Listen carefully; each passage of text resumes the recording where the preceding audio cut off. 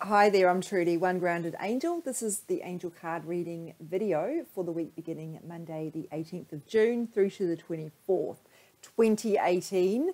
That means the year is half over, pretty much. That is terrifying. I don't know if you guys think that, but yeah, you know you're getting old when you keep saying, I can't believe how fast time is going, but it's just what happens when you're busy getting things done. So just shuffled for Monday. This card has jumped out and it's about forgiveness. Now, I have shifted my kind of approach to forgiveness. Let me tell you firstly what the card means. So it's about letting go of where you're holding resentment towards someone, potentially towards yourself, and it's asking you to make peace with that. It doesn't mean, when we say we forgive someone, it doesn't mean we're condoning what happened or saying that they were right and I was wrong. It's not about anything, because when we get into a right versus wrong sort of situation, we get really enmeshed in a he said, she said type situation, or a winner and a loser situation. And that's not really helpful. The way to look at it is, how do I let this go, really? Because it doesn't help you to stay resentful towards someone. Sometimes we think that we're punishing them by doing so, but it actually doesn't affect them at all. It just affects us. It blocks us from really being engaged in the whole human experience in terms of allowing in love and being willing to receive it as well. It does really put constraints on the human heart, or certainly the heart chakra. So what we need to be willing to do is to swap that bitterness for peace, and that is one of the hardest things that we have to do, in my opinion, because sometimes people do really horrible things to us, and this is why I struggle with the idea of forgiveness, because I think I have some respect for Doreen Virtue, who created many of the cards I use, but I do differentiate myself from a lot of her work, in particularly towards her new approach. But I do find she often oversimplifies things, and this is one of those occasions, and it's not a criticism of her, because there are a lot of people in the spiritual world who talk about forgiveness and just forgive them and let it go. And I don't think it's quite that simple. I believe that if you are suffering because someone has really hurt you deeply, the only way to really move on from that is to get some energy healing. And of course I would say that I'm an energy healer, but I do think you need to be able to heal that wound underneath it and the beliefs that have resulted from it, and heal all the ways it's sort of had that ripple effect across your life as well. Just saying, I forgive that person, it's just not going to do it. And it depends on what it is, of course. If it's something more on the minor scale, maybe that is realistic for you. But I have found in my own life, some of the things that I've held real grudges about, I've done a bunch of forgiveness meditations. I've tried cord cutting. They just haven't helped. And that's because it's a deep wound. And it's something that's resulted from or given rise to a whole lot of limiting beliefs about my worth, my ability to show up for love, my worthiness for love, all sorts of things. So I'm not discrediting the message there, because the message of the card is about swapping resentment for peace. And I'm 100% behind that, but I am saying it's not quite as simple always as being just forgiving them. So, but that's just my opinion, of course. You must make up your own mind on these things. I can't emphasize that enough. I'm not an expert. I'm not a guru. I'm just someone who reads cards, and I'm conveying the messages I'm receiving, but you have to listen to your own intuition. You are your own guru, and whatever these mean to you, that's what you've got to go with. I'm not saying you shouldn't seek out help from other people, of course, but definitely don't take my word as gospel. Now, Tuesday, Daydream. This is one of those cards I really struggled with when I first got this particular card deck, because I thought, I've always been taught that daydreaming is a waste of time and that there's no value in that. But actually, what this card is getting at, it's about that kind of imagination, really, and the value of your imagination. Your imagination often is a product of your intuition, so don't discredit it as being something that is fanciful and of no value and unproductive. So this card is really asking you to be visionary in terms of what you want. So let your imagination run wild when you're setting those goals. And if you're a Pisces are great at this sort of thing, because they're very dreamy in nature. And perhaps you are too, even if you're not a Pisces, and it might be because of where you have Neptune, which is the planet that rules Pisces. It might be, where you have that in your chart. So this is asking you to tune into that and try not to dismiss anything out of hand. Even if it doesn't make sense right now, and particularly people tell me this a lot with actual dreams they have at night rather than daydreams. If it doesn't make sense, that's okay. Not everything's going to make sense, and sometimes you don't need to know what it means. So you can ask your angels for help with this. Give me some messages, and sometimes it will show up in a daydream. Sometimes it will show up in a night dream, and it's up to you to really use your intuition to get some clarity on that. Try to be really objective when it comes through as well. But look, if that just sounds a little bit too out there for you, just focus on setting some goals for what you want and not being limited by, oh, that'll never work, or I can't do that. Just try to be a visionary, and try to believe in the things that you, try to believe in the things that you don't necessarily have any evidence for, because that's what faith is all about. I'm putting this card deep down because it's not working. The whole point of spirituality and faith in general is about believing in things that we can't see, and then when we believe in them, then we see the evidence. Whereas people who are atheists or whatever, just totally opposed to any element of spirituality, only believe in things they can already see. And to me, if you can already see it, then it's not something to believe in. It's just there. It's a thing. Anyway, we tangent there. Wednesday, soulmates. I love this because it's got the two cute little penguins on it, and I love how penguins mate for life. It's so cute. The imagery on these cards is so stunning. I need to credit the artist when I put this on social media because she's so brilliant. But anyway, that idea of the penguins mating for life is something that's a little bit problematic, because sometimes we think that when we're in a long-term relationship, we have to stay in it. And there is this idea that a successful relationship is one that lasts forever. And in fact, or until one person passes. But in actual fact, not every relationship will last forever. And it doesn't mean the relationship was a failure or that it was doomed. It just means it lasted as long as it needed to last for you to learn the lessons you needed to learn, or whatever, do the growing that you needed to do. So instead of thinking of soulmate relationships as one that lasts forever, think of them as one that the universe has brought you together so that you can learn and help each other.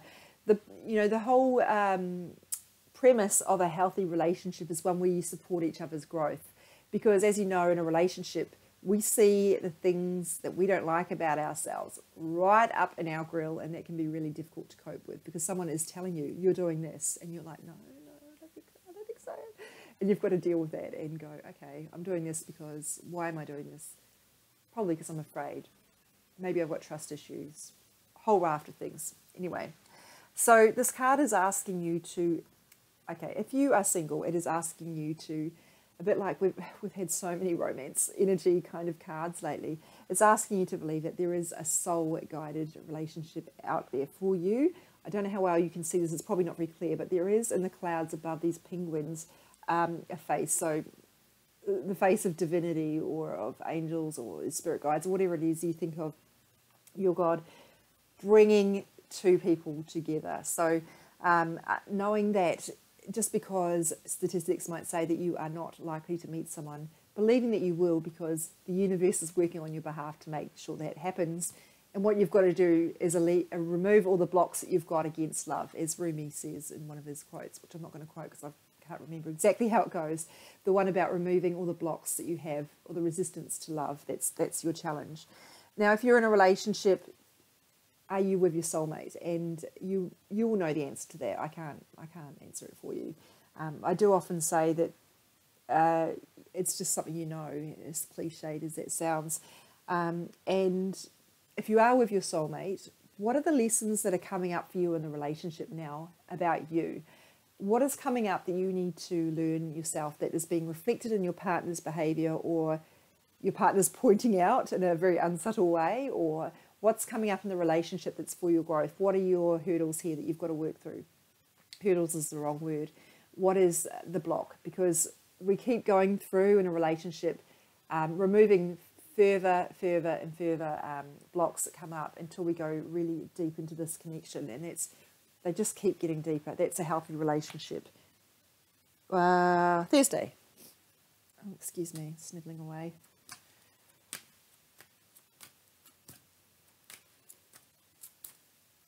Oh, sort of random kind of shuffle. Leadership. So depending on what you're doing for work, I feel some of you, this is you are being asked to be a good leader here, whether or not you actually are in a leadership position, and perhaps you're being called to apply for a leadership position if that's something you've been considering. But if you're not, look for ways to be a leader to other people in the team.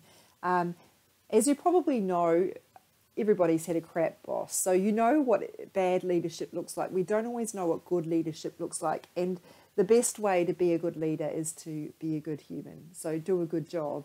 That's as a role model. That's how you lead people.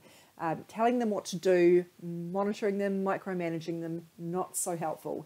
So you're being asked to. Some of you, I feel this is more, not necessarily professional, but in your personal life. Maybe you're surrounded by people who are struggling with a lot of things, and the way that you can be a leader in that sense is by sorting out your own life. Because when we are shining, stepping into our own light and shining and actively working through our blocks and struggling with emotions and showing up for ourselves, we are a living example of love and light, and that's something we're bringing to the world.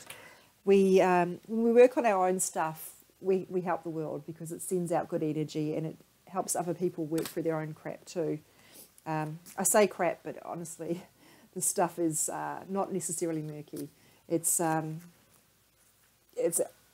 got light underneath it. I'm just trying to straighten these cards. I just noticed they were really bent. This is one of the first card decks I got, actually, so I wouldn't be surprised. I bought it in Dublin in 2007. So, yeah, I've had them a long time. You can see, actually, the gold is all coming away there, but I don't really mind that. It just shows that it's well loved, but like a book. Helpful eating, or healthy eating as we would say in Australia.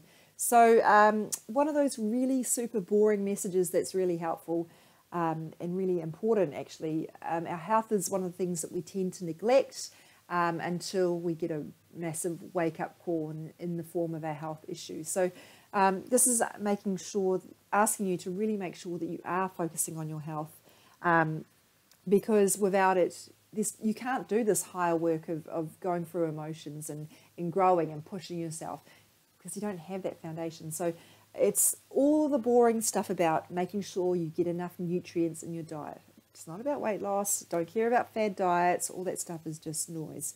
What we care about is making sure we're getting enough vitamins and minerals in our diets. We have enough energy, strong enough immunity, etc.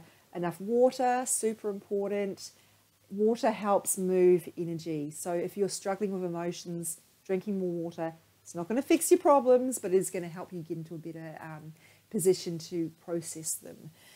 You don't want to be stagnant, and you don't want the water in your body to be stagnant either, because that means it means there's stagnancy happening across the board, and you're holding on to toxins. Which is why every time you have a massage or any sort of energy healing, you're told, drink a lot of water today and tomorrow. Sleep, another one. Sleep is super important as well. We often find it really tempting to sacrifice hours of sleep in terms and swap those for efficiency or getting things done, but we're actually inefficient because that's not our prime time for high energy, and it means we've got less energy anyway the next day. So try to avoid that. I know certainly when I've had stressful projects at work, that's what I've done. And in the short term, now and again, maybe that's okay, but I try not to do it very long because the price is too high. If it affects my health, the price is just too high. Saturday. This week seems to be going along pretty nicely. Simplify your life. I love the correlation between this and this. So when it comes to health, we can really overcomplicate things, but in actual fact, I've done a lot of health stories as a journalist, and most of the experts say the same thing, that it really does come back to those cornerstones of getting a diet, eating a diet rich in vegetables so you've got enough nutrients, getting enough sleep, managing your mental health with meditation and rest and water as well. So it might be asking you to simplify your life in terms of making sure your health needs are being met, or it might be asking you to simplify your life by not taking on more than you can actually do, and not saying yes to everybody so there's nothing left for you. Simplifying, not spreading yourself too thin. That's probably the best way I can sum that up. Sunday, sometimes the reason we do spread ourselves too thin is because we don't want to have time to reflect on things, because we know there's something painful going to come up when we do that. And that kind of distraction, you see this a lot with people who are grieving. They often throw themselves into work or something else so they don't have to think about it. And I totally understand why you would do that if you're going through that level of heartbreak. But in the end, there's no avoiding pain. It comes up in some way, some other way. Oh, sense of humour. Let's totally lighten things up now. So laughter is something that we don't fully understand or appreciate, I should say, how powerful that is for our energetic health. So we take things way too seriously. And if you think about the things that you were angsting over 10 years ago, you probably can't even remember because they don't matter. And sometimes we just need to have a sense of humour and laugh to lighten the energy around things. It's not going to make the problems go away, but it will help you sort of, it'll help you lighten up so that it's easier for you to recognise a solution. And sometimes we do need to take a humorous solution to things, because that's the only way to lighten it up enough that the way through becomes more clear. They're not trying to trivialise what you might be going through with this. They're just saying that we need to make sure we are having enough of we're not too heavy or not getting weighed down too much, that we can lighten up a bit. Because that helps attract divine help more easily, and it helps us recognise that divine help when it's coming through. And it means life doesn't feel quite so boring and so routine as well. So looking at the week, we've got a couple of messages around simplifying things and being mindful of our health and making good decisions there. We've got...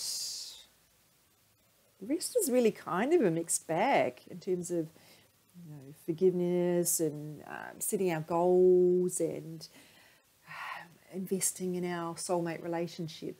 So that's it for the week. Thank you so much for watching and for your feedback and your kind messages. These will go on my social media as they always do. My Instagram is at OneGroundedAngel. My Facebook page is OneGroundedAngel. Best way to reach me is through my website, www.onegroundedangel.com, and go through the booking form. Thank you so much. Have an amazing week.